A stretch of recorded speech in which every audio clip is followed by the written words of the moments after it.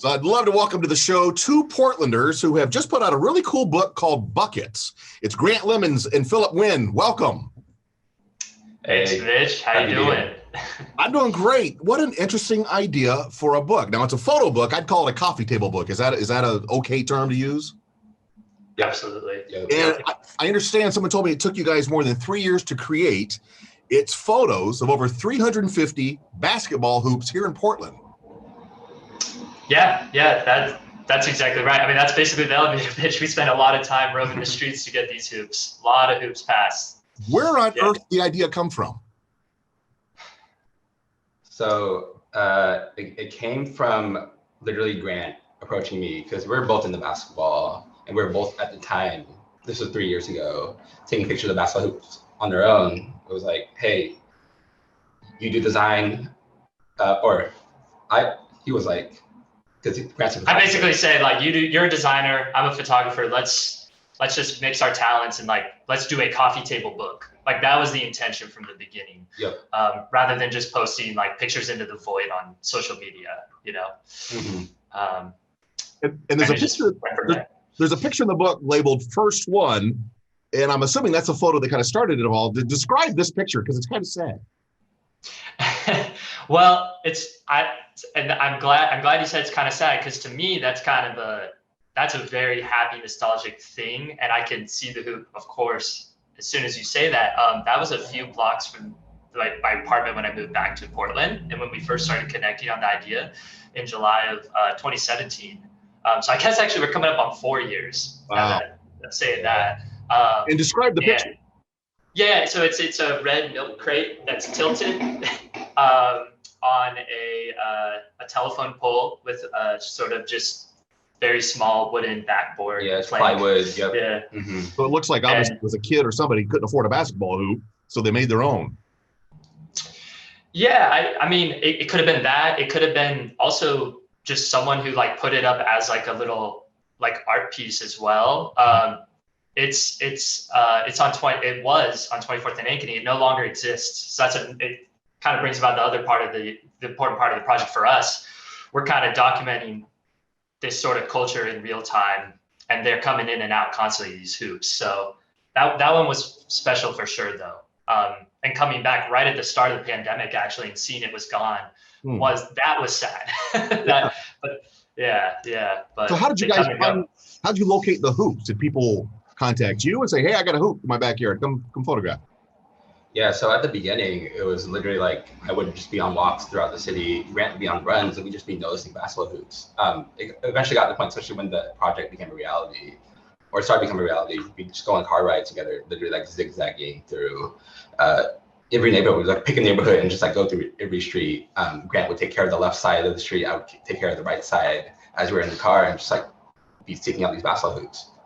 Yeah, and as the community grew, because we did this whole process offline for the most part, like we only really started publicly talking about it once the book was in the design stage, and that's when our community grew of essentially like hoop hunters, and then people were sending us leads. We were running around the city with, sometimes we do it with friends, bring more people into the process, and that community sort of grew from there. Can you remember the strangest place you stumbled upon a hoop? The most unexpected? I should talk about the Reed College one. Oh yeah. So this actually happened after the book. So the book, we see this as the jumping off point. Like we have a lot we want to do with this buckets concept. So this happened a few months ago during that ice storm. A friend of a friend at Reed College saw that snow had caved in their basketball court, like back when buildings were breaking everywhere.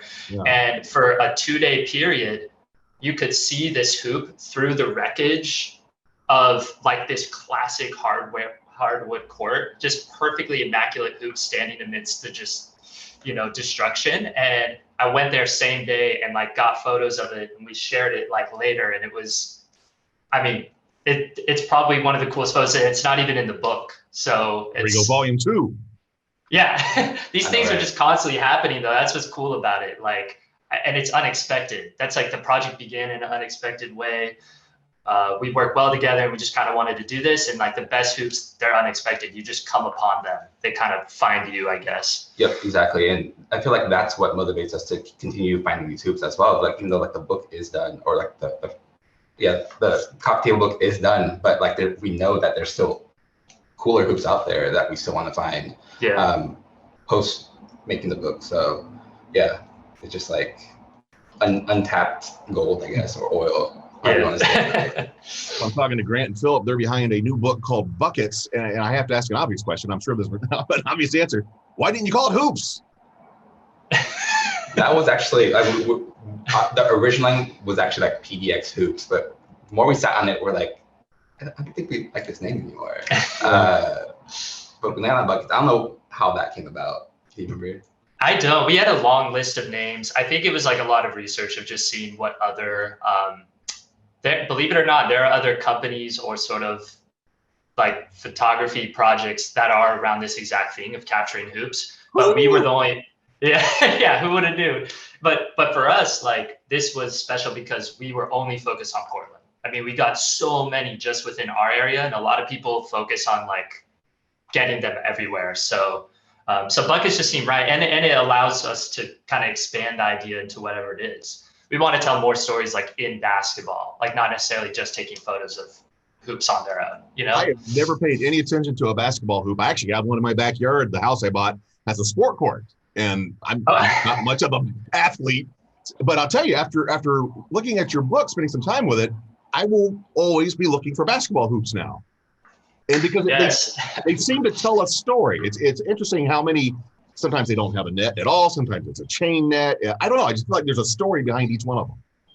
Oh yeah, definitely. It's definitely like seeing the city through like a new lens, right? Like through its basketball hoop, just like the history behind it. And I guess like for me too, knowing the history of like the basketball hoop that I had growing up as well, but also, going off what we said earlier, like, we took a picture of that hoop, and then like a year later we go back to visit it, and it's gone. And it's just like, we're documenting these hoops, like this moment in time. Of our city, because throughout the process, it's just like these hoops might not exist forever, or they don't exist forever. Right. And I think going back to what you said, like you're not super into basketball, but now you're kind of paying attention to hoops. I mean, that is what I love about the Buckets project is we weren't like big time varsity athletes or played D1 college basketball. Like we come at it as amateurs, fans of the game, or just enjoy shooting around with friends for fun. Like I've loved seeing friends of mine or people I don't even know just starting to get into just shooting hoops for fun, or like not trying to, I mean, basketball to me is such a cool, it's very accessible, but inaccessible at the same time. Like joining a court, you might be like nervous, like, oh, like can I play with these people or whatever, but this is all about like play for the amateurs and just enjoying the game for what it is. It's neighborhood hoops for a reason, right? About that community side. So the book is called Buckets, and I'll tell you, with Father's Day just around the corner, if there's a dad on your list that loves basketball or loves Portland or both, they're going to love this book. It's just a beautiful book. Well done, gentlemen. Thank you. And since you're such basketball fans, any predictions for the playoffs for the Blazers? Man, I got the Blazers in 6. Yeah, Blazers in 6. Yeah. I'm gonna go with Phillip on that one. I just hope for the best always. Guys, thanks so much for taking the time. Best wishes for the book. I really enjoyed looking through it. So thank you so much for spending some time with me. Awesome. Thank you, Mitch. Thanks for having us.